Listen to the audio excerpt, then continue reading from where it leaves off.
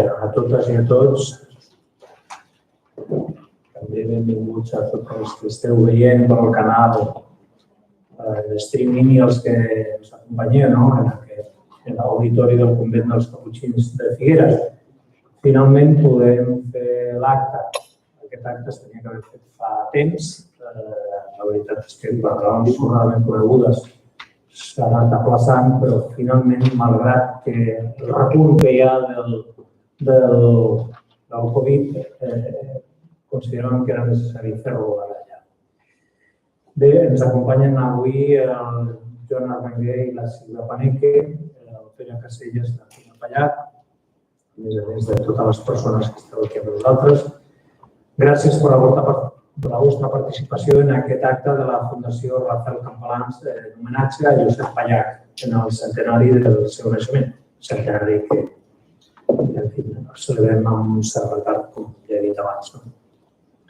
Coincidim en aquest sentit amb altres iniciatives que han sorgit en aquest marc, singularment les promogudes per la Fundació Josep Pallac, com ara l'exposició itinerant que porta el lema per l'educació i el compromís social, així com diverses publicacions, actes públics, d'entre els que vull destacar el que es va celebrar en aquesta mateixa ciutat al febrer de l'any passat, aquí a Figueres. Bé, aprofito per reiterar la meva felicitació també a la senyora Teresa Llobé, presidenta d'honor de la Fundació Pallac, que ha complert 7 anys, enhorabona, a més d'escrivint, i escrivint molt bons llibres, i amb moltes ganes. Dic que en la introducció de l'opuscle, que la Fundació Campalans ha editat en ocasió d'aquest centenari que fer memòria no és un exercici de nostàlgia, com a vegades es diu. Vull reprendre ara mateix aquesta afirmació. Crec que necessitem recordar els qui ens han precedit per dues raons. En primer lloc, per respecte i per gratitud.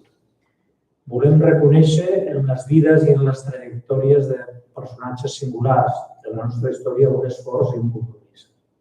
Persones que, com Josep Pallac, s'han guanyat per els seus propis mèrits aquest reconeixement. I, en segon lloc, per convicció. I, si m'ho permeteu, també per interès. Estic convençut que les seves lluites formen part d'aquest esforç col·lectiu que permet que la nostra societat, el nostre país, sigui cada dia una mica millor, una mica més just. Aquesta lluita està plena de protagonistes anònims que fan possible el progrés social i també la recuperació quan estem davant de sofregades, de retrocessos i de desenganys. Però aquests homes i dones que amb el seu esforç fan avançar el progrés emergeixen col·lectivament quan són representats per persones que han sabut traduir l'esport en una cosa molt important, el lideratge, com és el cas de Josep Pallac. Com són els casos també d'altres companys i companyes que tots tenim al cap i que enumero a la introducció del llibret. Recordem, per tant, per respecte i per gratitud i també per convicció. Volem recordar alhora també per interès. Per interès perquè necessitem aprendre de les seves experiències que més enllà de les circumstàncies històriques de cada moment ens ajuden a comprendre i a interpretar els èxits i els fracassos d'aquesta llarga lluita per una societat més justa i més igualitària. Des de la Fundació Campalans treballem per mantenir viva la flama dels homes i dones que ens han precedit en aquesta feina d'eixamplar el socialisme democràtic i que han deixat petjada. Cal recordar-los i també llegir-los. Com dic en el text, conservar en la memòria els debats, les discussions, les controvèrsies i fins i tot els conflictes i les desavinences és el que fa fort un projecte polític. Les organitzacions polítiques amb més pòsit i més respecte a la seva pròpia memòria són més resilients i més capaços d'assimilar els profunds canvis socials que ens toca viure. Homenatgem, doncs, Josep Pallac, polític, mestre, pedagog, No sé en quin ordre, perquè probablement les tres característiques del seu perfil són indissociables. Josep Pallach és un dels pares dels socialistes de Catalunya. Malgrat que una part tingui una mort molt prematura, va impedir la seva participació en la culminació d'un procés d'unitat del socialisme democràtic català. Crec que Josep Pallach, amb aquesta intel·ligència pràctica, heretada de la seva vivència particular, de la seva experiència i de la seva lucidesa, fou tan conscient dels reptes globals de l'esquerra que va conrear amb tenacitat les relacions amb tota la família socialista, a Catalunya, a Espanya i a Europa. I també les aliances i el treball polític i cultural amb altres famílies ideològiques, amb les que compartim conviccions al voltant de la justícia social i també del projecte europeu. No tinc cap dubte que el seu paper al socialisme i a la política catalana avui ha estat molt rellevant. Celebrem aquest acte amb un aforament limitat que ens recorda que encara no hem aconseguit, i en unes circumstàncies molt peculiars, que encara no hem aconseguit vèncer el virus. I d'això volia fer referència. La pandèmia provocada per la Covid ha assajejat el món sencer. Està causant un dolor extraordinari a moltes famílies i provoca por i incerteses. Té i tindrà conseqüències en el nostre teixit econòmic i en el funcionament dels nostres serveis públics. Però ens en sortirem si treballem bé. La responsabilitat en aquest sentit és de tots, dels governs i de les administracions públiques, dels serveis sanitaris i de la comunitat científica, de les agències internacionals i de tots i cadascun de nosaltres.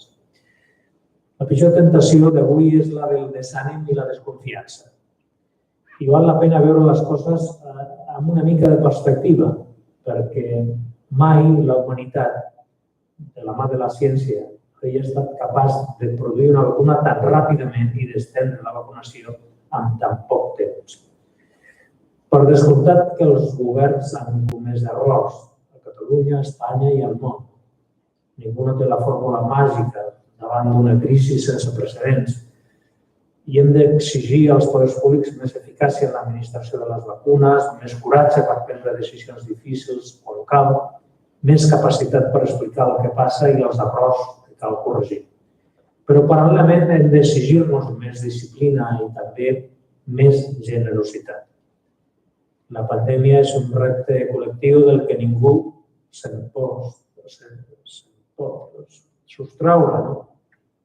Sortir de la pandèmia en bones condicions vol dir vacunar amb èxit, superar la crisi sanitària i aprendre què ens cal fer davant d'aquest tipus de situacions.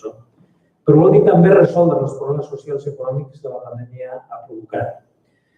La Unió Europea, Espanya com a país membre, Catalunya, han posat en marxa una iniciativa política i econòmica més important des del seu naixement per contribuir a superar els problemes que la crisi sanitària provoca en els nostres teixits socials i econòmics. I en fer-ho sembla que vol aprofitar la crisi sanitària com una oportunitat. Una oportunitat per reorientar el model productiu, per prioritzar la lluita contra el canvi climàtic i per enfortir també el propi funcionament de la Unió Europea. I jo crec que, malgrat totes les dificultats, és una bona notícia. Crec de debò que avui no hi ha a l'agenda política res més important que això. Naturalment que cada comunitat, cadascuna de les societats europees tenen els seus propis problemes domèstics de caràcter polític o institucional, com passa aquí, a casa nostra, a Catalunya. Aquests problemes que són reals no desapareixen per l'eclosió d'una crisi sanitària. Ni poden usar-se, ni es pot usar la crisi sanitària per ocultar-los, però sí que podem fer l'esforç per posar-los en un context, podríem dir, més general, que ens ajudi a prioritzar les urgències. Bé, res més. Com heu vist al programa en aquest tractat, intervenen Joan Arbenguer, alcalde de Figueres, la Sílvia Paneque, diputada socialista al Parlament, Joan Arbenguer, alcalde de Figueres, Sílvia Paneque, diputada socialista al Parlament, i Pere Caselles, vicealcalde de Figueres i primer secretari dels socialistes figuerencs. I Antònia Pallach, filla de Josep Pallach, a qui agraeixo de manera molt especial la seva presència. Sense més preàmbuls, inclou donant la paraula a Joan Arbenguer.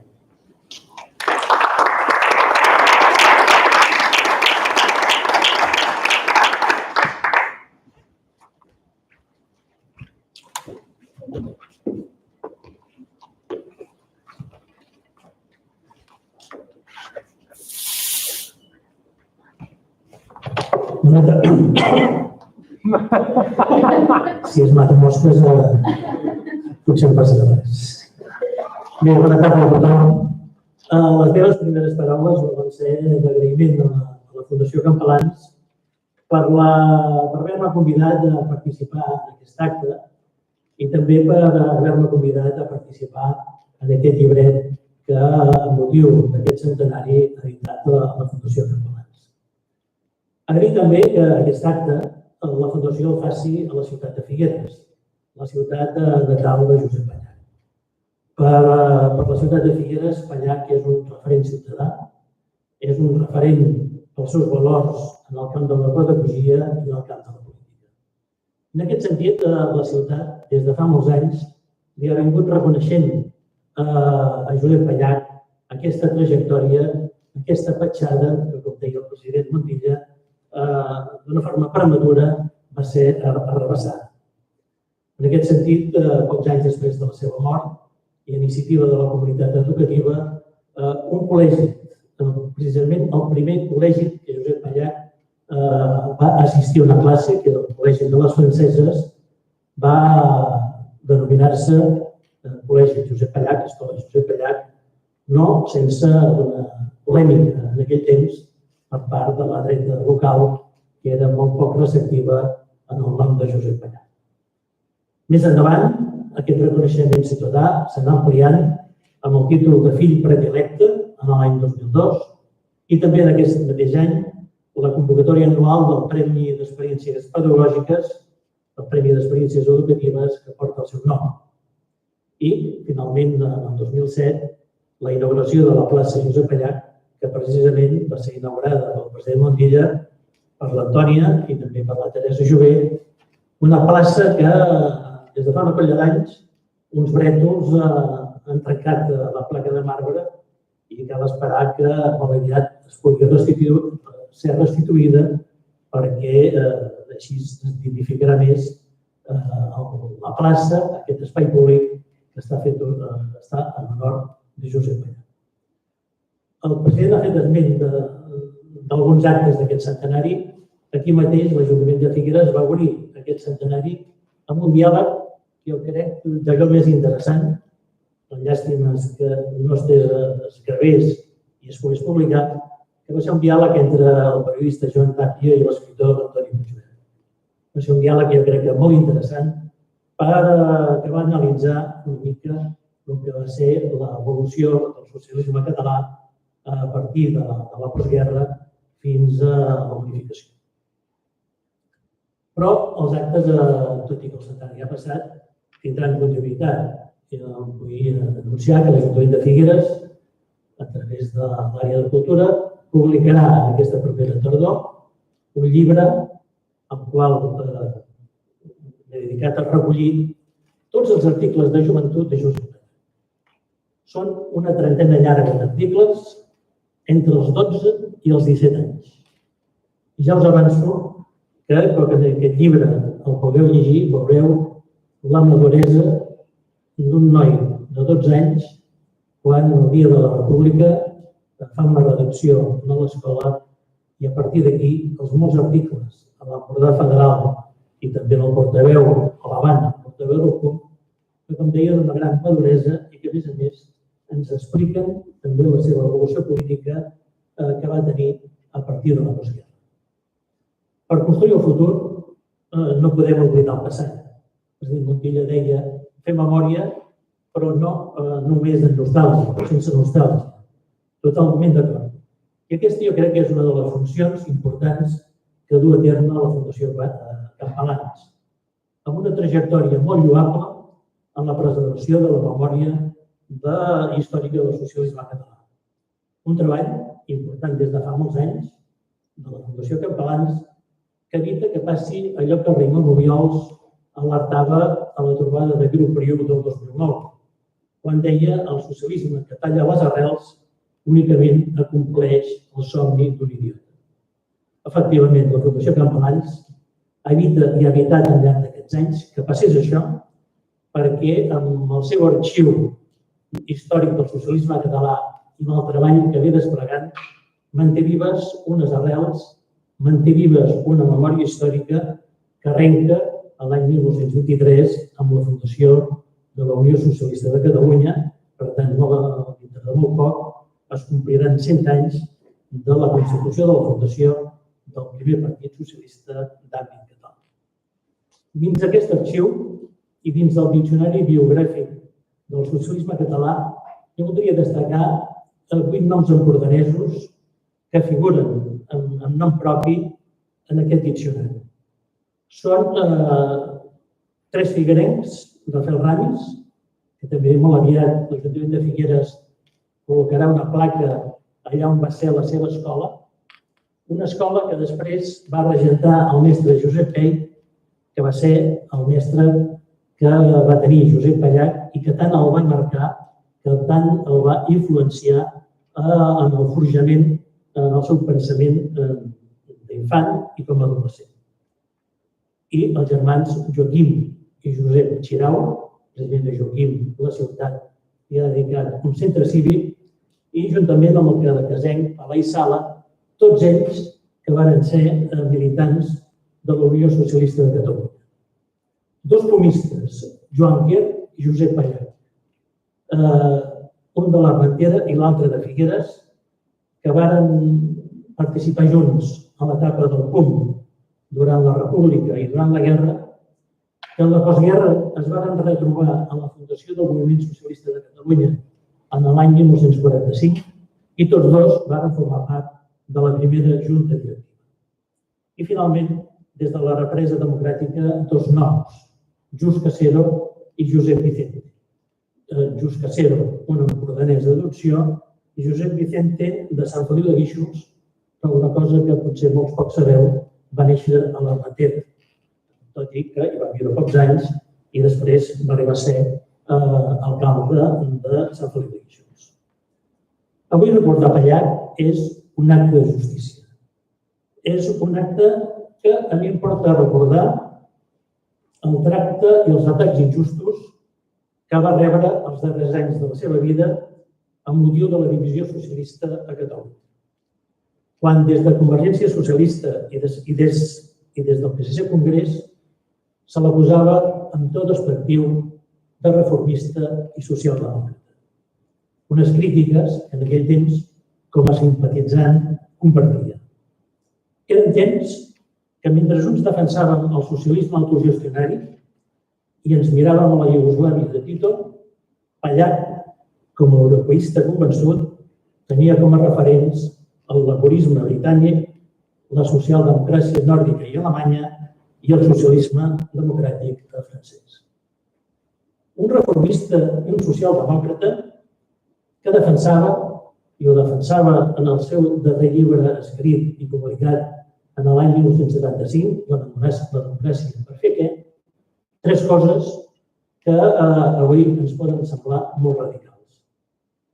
La socialització del crèdit, la defensa d'un potent sector públic i la municipalització del sòl.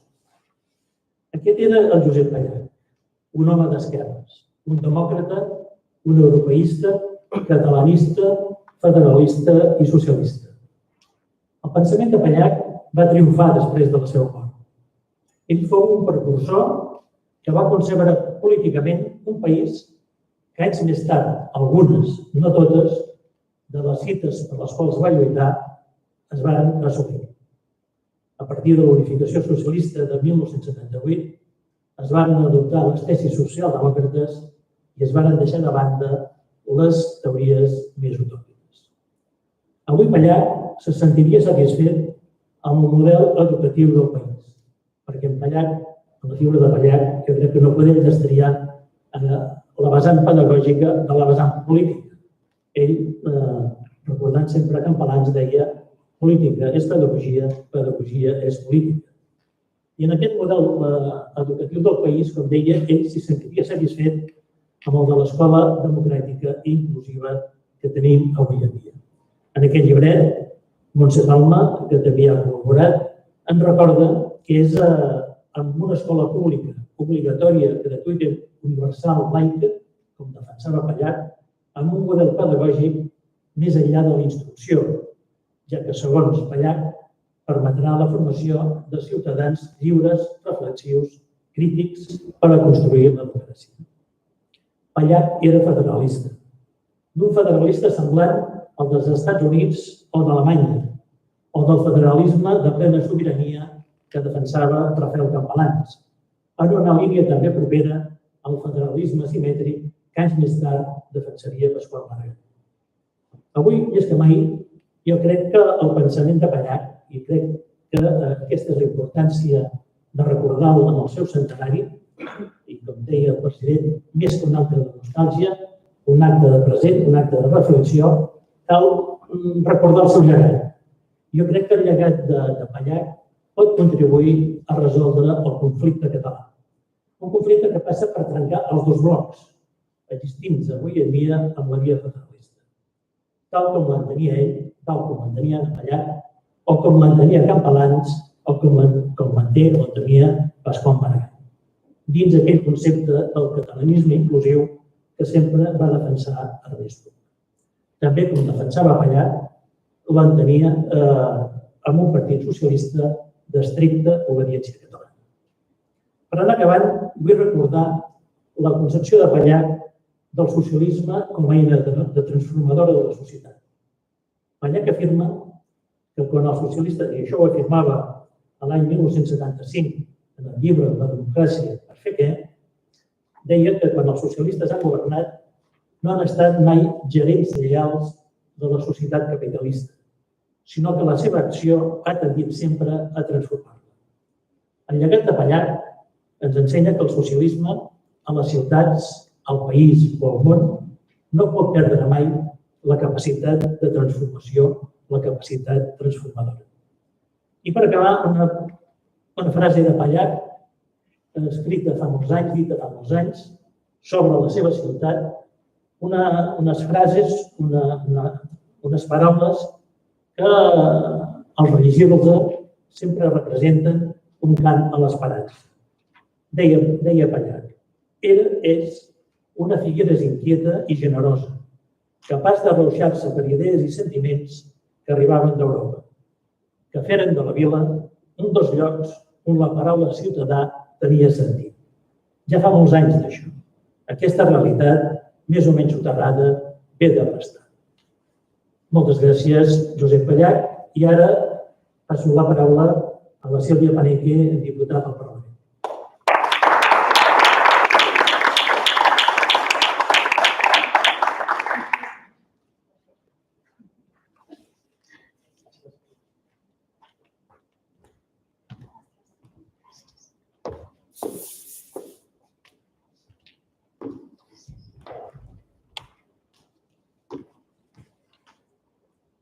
Molt bon vespre. Permeteu-me primer que agraeixi a la Fundació Campalans haver-nos aplegat aquí per recordar la figura de Pallach i agrair especialment la presència també de l'Antònia, de la seva filla.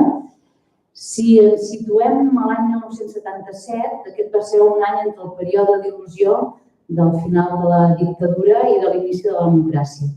Hi havia temps d'obertura, això no obstant també va ser l'any de la mort de Josep Pallach. Em parla d'això aquí i el recordo vivament com un mestre, en Francesc Esteve, que diu, desgraciadament, la seva mort al gener de 1977, quan encara no havia arribat als 57 anys, no li va permetre participar activament en la transició. Li van robar el paper protagonista pel qual s'havia preparat tota la seva vida. Des d'aquest punt de vista, és una mort tant a nivell personal com polític, molt dolorosa. Només 56 anys. Havia viscut una guerra civil, tenia una trajectòria impecable com a educador i quan tot indicàvem que havia de ser una de les grans veus de referència a Catalunya, i arribar a la mort. No obstant, el seu ideari polític ha tingut una gran importància durant tots aquests anys de Catalunya democràtica.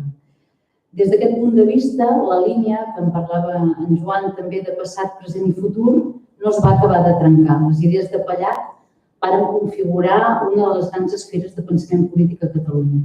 El socialisme, l'humanisme, el federalisme i l'europeisme de Pallach varen ser i són avui una referència dins del Partit dels Socialistes de Catalunya. El president Montilla escriu sobre el Partit dels Socialistes de Catalunya en el llibre que presentem avui i que diu, crec que tenir arrels sòlides, conservar en la memòria els debats, les discussions, les controvèrsies, fins i tot els conflictes i les desavinences, és el que fa fort un projecte polític. Vivim un moment en què la vida política és molt més vaporosa, en què la vinculació entre opció ideològica i vot electoral es dilueix, però el que és evident és que les organitzacions polítiques amb més pòsit i més respecte a la seva pròpia memòria són més resilients i més capaces d'assimilar els profunds canvis socials que ens toca viure. El passat, quan mor, es converteix en oblit, però si no ho fa, és viu en el present i es vol projectar cap al futur. Ho recorda Antònia Pallach en paraules escrites pel president Pasqual Maragall l'any 94, que diu: avui el seu nom, referint-se al nom de Josep Pallach, és una referència indiscutible i un patrimoni que ens enorgulleix. 27 anys més tard, el ministre Miquel Iceta no estalvia un mot de gratitud i d'admiració en el llibre. I diu: Josep Pallach és, sense cap mena de dubte, un dels referents més preuats pel socialisme democràtic, un dels gegants del PSC, com ens agrada anomenar-los, sobre les espatlles dels quals ens seguim enfilant per seguir el fil conductor d'una història que ve de lluny i que és ben viva. Quan una trajectòria política és creativa i és coherent entre pensament i acció política, viu en el present i es projecta en el temps per construir un futur millor. Per tant, repeteixo en paraules de Miquel Iceta, que ve de lluny i que és ben viva. Jo hi estic molt d'acord. Avui aquesta història és ben viva i, de fet, crec que agafarà més força en els anys futurs.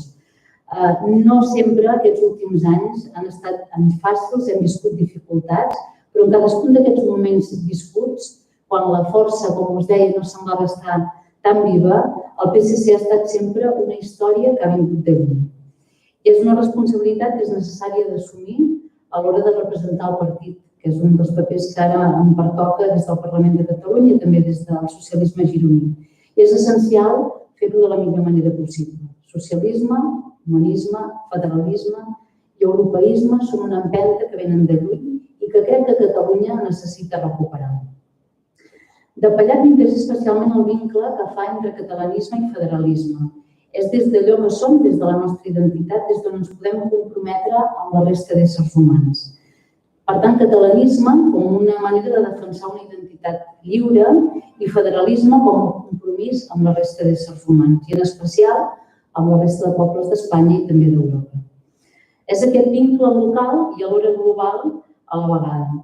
A Figueres, per exemple, en Pere Caselles viu aquest vincle constant entre el projecte polític que està a peu de carrer cada dia per atendre la ciutat i la seva gent d'una banda i per l'altra la coherència d'estar a l'alçada amb els grans ideals polítics que representem de socialisme, humanisme, federalisme i europeisme.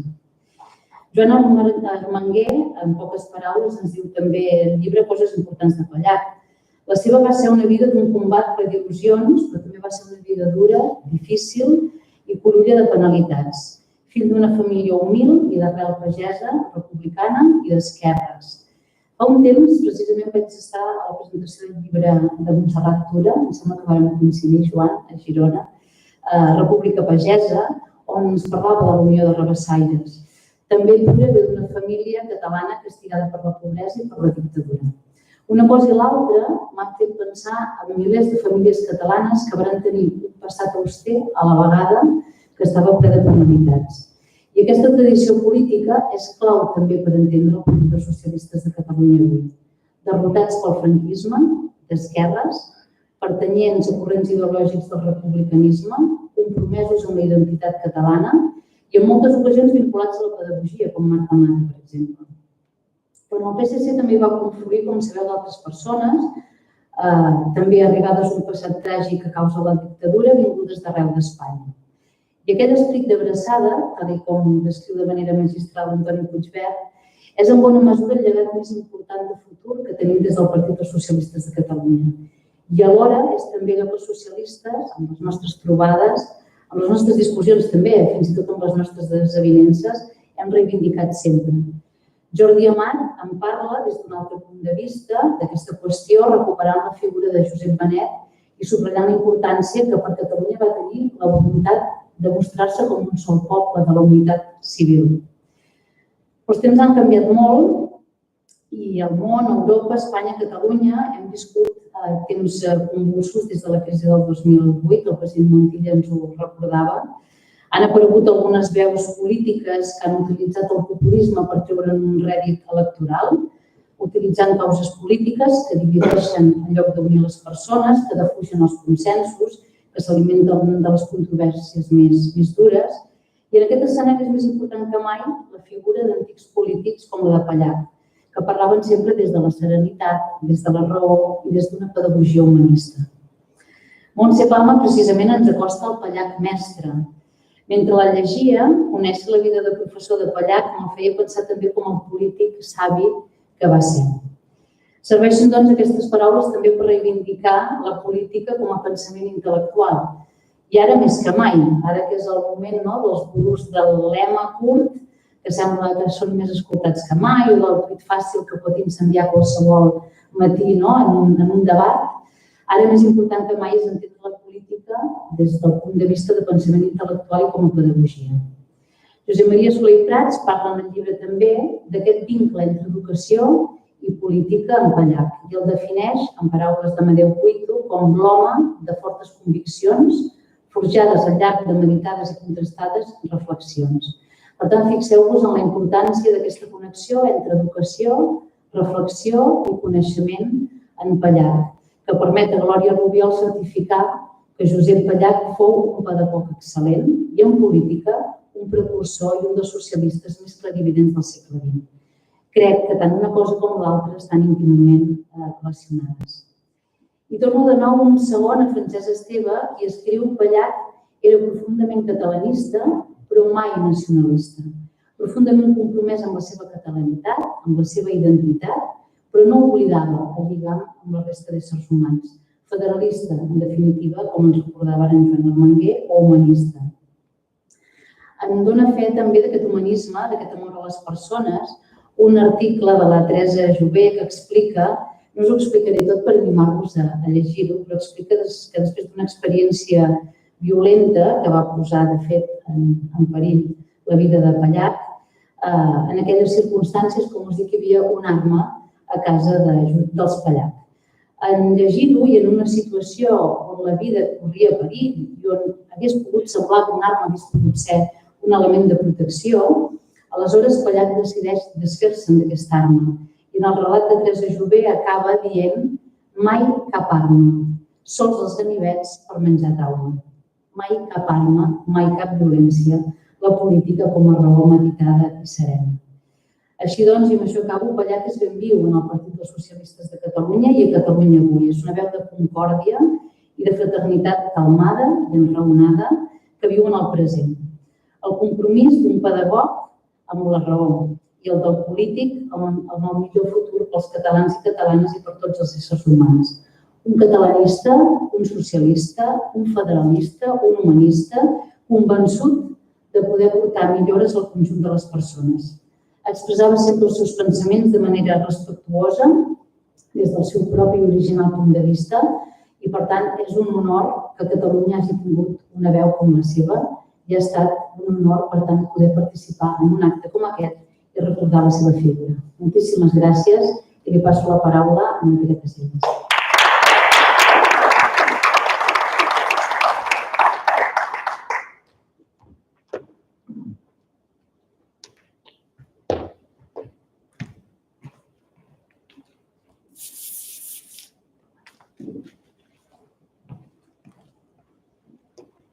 Gràcies, president, exalcalde d'Armenguer, subdelegat de govern, diputada, amics i amigues, companys del partit. Primer tot, donar-vos la benvinguda, senyora Pallac, donar-vos la benvinguda en nom de l'Ajuntament de Figueres. Com s'hi ha referit, en Joan, l'Ajuntament sempre està al costat de la família Pallac, sempre està al costat de la Fundació Campalans. Aquí també dono la benvinguda al director de la Fundació Campalans per poder fer tots els actes que siguin necessaris per anar fent conèixer la vida de Josep Pallac i el seu ensenyament.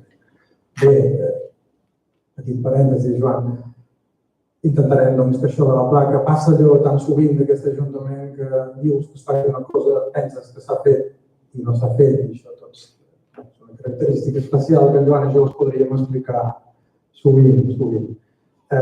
També és difícil a vegades parlar darrere d'un exalcalde com en Joan Manguell, que tot ho sap, i alguna cosa de les que ha explicat anava a dir-la a Josep. Però bé, el que us vull dir és que gràcies també per haver-me convidat. Gràcies. No és fàcil per mi la participació en aquest acte. Jo tenia 6 anys quan va morir Josep Pallac, per tant, molts dels que n'heu parlat el coneixíeu i podeu expressar molt més bé que jo, molt més enllà del que pugui haver estudiat. Per això he intentat donar-hi una visió diferent, he parlat, he intentat mantenir, he tingut una conversa amb l'Albert Estar, com un tema que us explicaré després, amb el Francesc Planell, amb la Paquita, que volia saber les vivències de l'agrupació aleshores, per referir-me a aquests conflictes que ja ha fet referència al propi Joan. No us deia, és difícil opinar. A veure, el més important, a l'excel·lent conferència que van fer-nos en Tàpia i en Puigverd aquí, els que no en sabien prou van poder conèixer, deien Rafael Rovira aquell dia això ho hauríem d'editar, no ho han fet, haurem de trobar alguna solució, però la veritat és que va ser magnífic, l'Ajuntament content de poder fer això. Jo des de lluny, des de la distància, m'agradaria destacar coses que considerem importants, Primer de tot, un lluitador antifranquista, un lluitador ens ho explica en Clarà, ens ho explica en Joan en el llibre, bé, tota l'evolució, 46, s'escapa de França, viu fins que torna i aquesta evolució des de la lluita fins a la socialdemocràcia. Però sí que hi ha un altre element que crec que és destacable, que a vegades s'hi passa una mica de puntetes i que és, bé, Josep Pallac ja durant la guerra tasta una mica força la repressió dels comunistes més ortodoxos i jo penso que aquesta és una qüestió que també el marca en el futur i que hi podrem entrar. Després, des de l'evolució, des del meu punt de vista, d'un home de seny, d'un home reflexiu, d'un home possiblement la seva relació amb l'ensenyament d'explicar les coses a poc i bé. És interessant, fins i tot les descripcions que ens en fan els propis que l'espien, per exemple, a la presentació del llibre de la democràcia per fer què, se'l descriuen com una persona absolutament correcta, que quan llegeixes allò parlen que no és separatista, és una persona no violenta, etc. Bé, diuen, vostès què estan fent aquí? Bé, era el context. I aquí, des del meu punt de vista, hi ha un dels quits de la qüestió del pensament de Josep Pallac, que és aquesta evolució cap a les posicions socialdemòcrates. El que acaba defensant, el que defensa Pallac ja molt aviat, és el que ha vingut defensant, i ens ho diu Miquel Iceta en el propi llibre, és el que ha vingut defensant el PSC pràcticament a partir del 77 o del 78, és l'evolució que se n'acaba fent. Inequívocament i sostingudament el PSC el va anar fent al llarg d'aquests anys. Sí, és veritat que hi havia aquestes crítiques que en Joan ens expressava, el Fàber, el Serra, els Reventós, sí que hi van ser, possiblement eren injustos, sobretot tenint en compte que tot de cop però van mirar ja cap a posicions, fins i tot atlantistes, que seria l'extrem del que es proposava l'any 75. I aquí jo vaig voler anar a parlar amb algú que em pogués explicar coses. I vaig estar parlant amb la Paquita i em deia, la Paquita és militant històrica del Partit dels Socialistes de Figueres, em deia les confrontacions que tenien a nivell com el que fem cada 15 dies que fem una executiva, que bé, que si tu ets socialista, que si tu ets socialdemòcrata i al final ja veieu que aquest ha estat. I aquí hi ha una altra cosa destacable des del meu punt de vista, des d'un punt de vista molt figuerenc, és que Pallac col·labora amb l'Oliveres, que va sent senador per l'Unió Democràtica, que era, i exconseller, amb Antoni Calbó, tot provinent d'una arrel cristiana, en Soler, etc. Em deia també, em descrivia en Robert Rivera, que ja se'ns ha refet de visitar també a París l'any 62 i ja anava per aquesta via. Mireu, us he parlat al principi de l'Albert Estat i com un element també per comprendre l'evolució d'en Vallat. Aquest element és, i ens ho ha estudiat l'Albert i em va fer un treball que estem buscant, perquè allà perdut és tot un seguit de cartes d'en Vallat que guardem a la seu. Aquestes cartes són dirigides a en Joan Reventós, són cartes de l'any 55-56, bé, crec que ja havien passat els fets d'Hongria, això va marcar. No són cartes que aparentment tenen un interès limitat, són cartes que no tenen resposta, com a mínim nosaltres no la tenim, la resposta de cartes que evidentment sí es volen estudiar i òbviament l'agrupació es posa a disposició de qui convingui. Són cartes en part instrumentals, que expliquen com farem determinada propaganda, que si ficostió o no ficostió, però com vas veient en David Stark, fa comentaris sobre el final de la Quarta República Francesa, fa molts comentaris de política internacional, referents als contactes amb els socialdemòcrates alemanys, també en els sindicats alemanys, en aquesta idea de separar el sindicat del partit, de fer-ho autònom i de poder... I també les relacions especialment amb els socialdemòcrates. I aquí penso que se'n desprèn aquesta repressió comunista a Hongria i després a Txecoslovàquia, penso que és un dels trets que se li pot ajuntar a ser federalista, a ser catalanista i a ser, no diré anticomunista, però com a mínim crític, absolutament crític i aquí posant-ho en valor, en confrontació amb les crítiques que havia rebut el Reventós i la resta, que tots acabem allà mateix, segurament el fet que aquestes cartes van dirigides a informar els del moviment socialista que estan a l'interior i ell que està a l'exterior i que viu en una cosa absolutament diferent, fan que, com té uns referents que deies tu, Joan, de l'egoisme, la socialdemocràcia, els altres els teniu de Iugoslàvia. Aquesta correspondència per nosaltres revela totalment aquesta evolució que he intentat descriure i que al final és el trajecte, i torno a insistir, invariable del PSC en els últims 40 anys, una trajectòria i un pensament que, a més de tots els valors, que es resumeix en la frase de la llibertat i el socialisme de més. Crec que tot és un fil conductor i que Vallat precisament ens ensenya.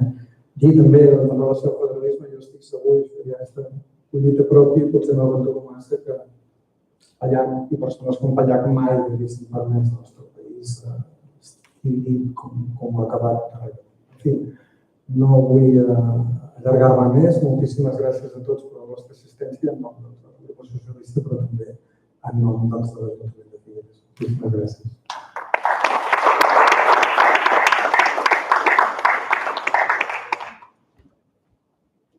Disculpeu. Antònia Pallach, disculpeu que no. Ja hi ha.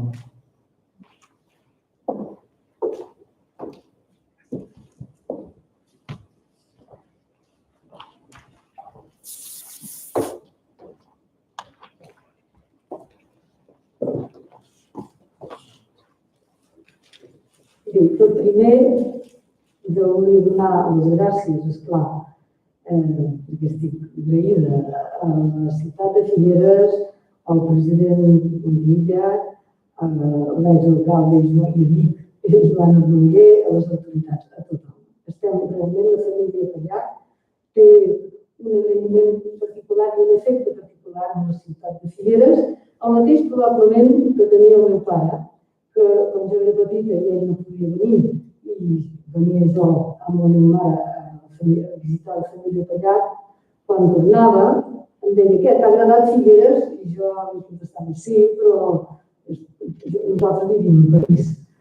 Sí, m'ha agradat, però és molt petit. I em contestava, Figueres és un Barcelona petit. I jo he crescut així, amb la idea que Figueres era un Barcelona petit. I és veritat que és una ciutat que tinc molt d'efecte. Doncs res, volia concloure aquesta trobada amb només una petita paraula, que és Joaquim Nadal, que l'ha donat, que és una definició que em sembla molt bona del meu pare. Diu, entre l'exili i l'interior, Pallach és la distància més curta entre les paraules i els fets. I això crec que el defineix perfectament.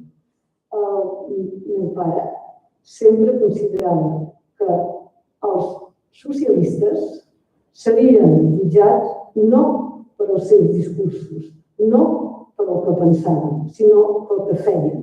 I això va ser realment l'eix vertebrador de tota la seva vida.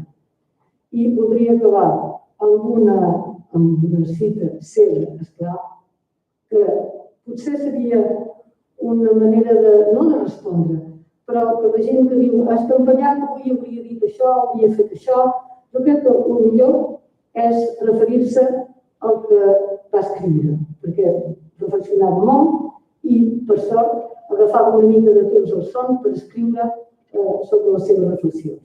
I a la democràcia, per fer què, diu això. Si la democràcia s'entén com el mitjà capaç de preparar la societat de persones lliures i responsables, cal acceptar-la plenament, acceptar-ne les regles del joc, convençut que és un sistema difícil i complex, lent i sovint perillós. Això era la seva visió de la democràcia. La democràcia, quan es té, se la té de respectar, però s'ha de lluitar cada vegada per més democràcia. Moltes gràcies.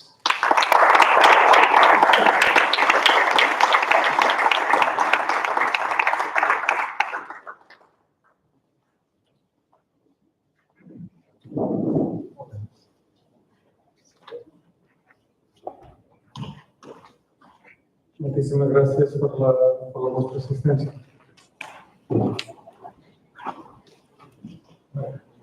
Thank you.